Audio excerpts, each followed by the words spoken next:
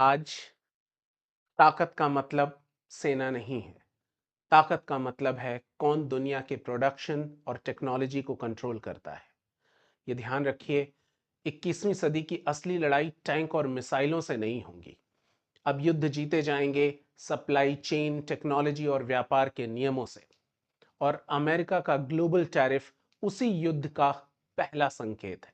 आप जरा सोचिए कि आखिर क्या वजह होगी कि अमेरिका के सुप्रीम कोर्ट के रोकने के बावजूद भी ट्रंप सरकार ने 10% का टैरिफ लागू कर दिया। अब वो उसको 15% करने की बात कर रहे हैं। क्यों? क्या वजह है इसके पीछे?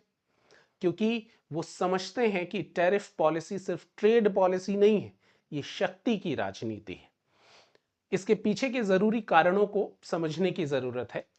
आप देखिए, सबसे पहला कारण तो उनके अपने डोमेस्टिक रीजंस हैं।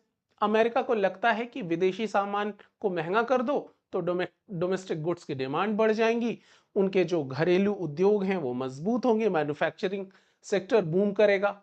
और अब वो ट्रंप सरकार अपने लोगों को ये दिखा पाएगी कि उससे वो उनकी नौकरियां वापस आ रही हैं।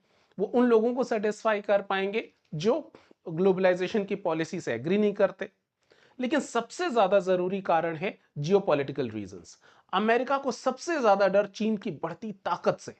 अमेरिका इस बात को खूब अच्छी तरीके से समझता है कि तकनीक, सप्लाई चेन और वित्त को जो भी नियंत्रण करेगा भविष्य का सुपर पावर होगा।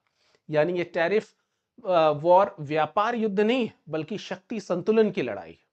लेकिन हम भारतीयों के लिए अ, इससे क्या सीख लेना है, क्या समझना है?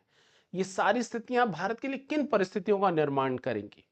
हमारी सरकारों को ये बहुत गंभीरता से समझना होगा कि इस तरीके की सिचुएशन भारत के लिए बहुत बड़ा खतरा है, लेकिन उतना ही बड़ा अवसर भी है। ये अगर सही नीति रही तो इतिहास में ये पहली बार होगा कि भारत सिस्टम के केंद्र में आ सकता है। दुनिया बदल रही है। सवाल ये है कि क्या हम समझ रहे हैं? आप भी सोचिए।